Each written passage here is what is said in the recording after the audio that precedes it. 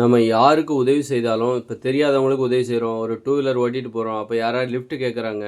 அப்போ நம்ம வந்து லிஃப்ட் குடுக்குறோம் அப்படின்னா, இல்லையா லிஃப்ட் குடுக்குறோம் அப்படிங்கும்போது, அவங்கள இப்ப அவங்க இறங்குற இடத்துல இறங்கிட்டு போயிட்டே இருப்பாங்க.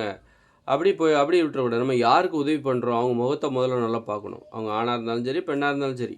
நம்ம யாருக்கு உதவி செய்கிறோம், தெரியாதவங்களுக்கு உதவி செய்யும்போது, அவங்க முகத்த கண்டிப்பா பார்க்கணும். பல்வேறு இடங்கள்ல நம்ம தெரியாதவங்களுக்கு உதவி செய்றதுக்கு வாய்ப்பு இருக்கு. அப்படிங்கும்போது அவங்ககிட்ட நம்முடைய முகத்தையும் காட்டணும் முதல்ல.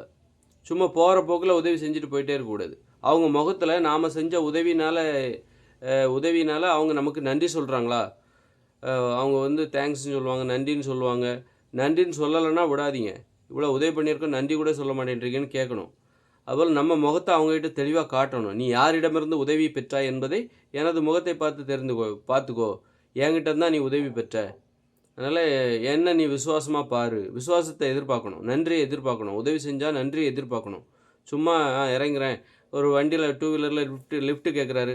ஏறுறவரு யாருன்னே தெரியாம பின்னாடி உட்கார்றாரு. இறங்கி இங்க இறங்கிக்கிறேங்கிறாரு. இறங்கி போயிட்டே இருக்காரு. அப்படின்னா, யாருக்கு உதவி செய்றீங்கன்னு உங்களுக்கும் தெரியல. அவரும் உங்க முகத்த பார்க்கல.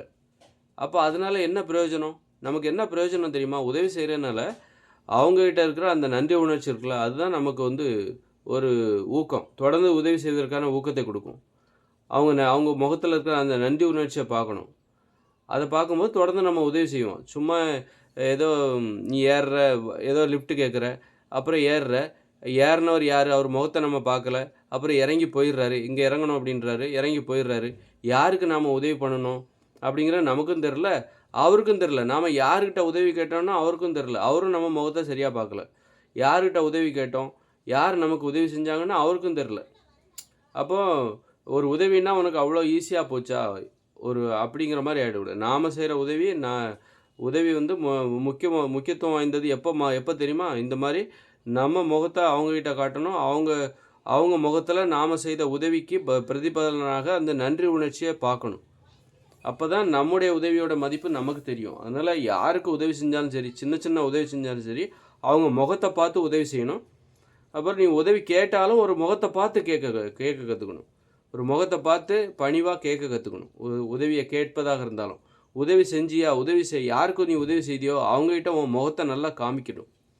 இந்த மாரி உதவி செய்யும்போது, இந்த உலகத்துல போற போக்குல நம்ம தெரியாதவங்களுக்கெல்லாம் உதவி செய்யும்போது, சும்மா போற போக்குல உதவி செஞ்சுட்டு யாருக்கு உதவி செஞ்சோம்?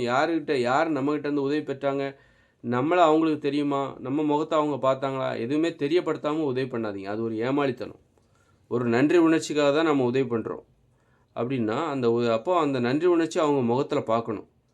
ஆ நான் இந்த மாரி உதவி செய்றதுல உள்ள ஒரு நடைமுறைய நம்ம வந்து கவனிச்சு, பார்த்து யாருக்கும் உதவி செய்யணும்.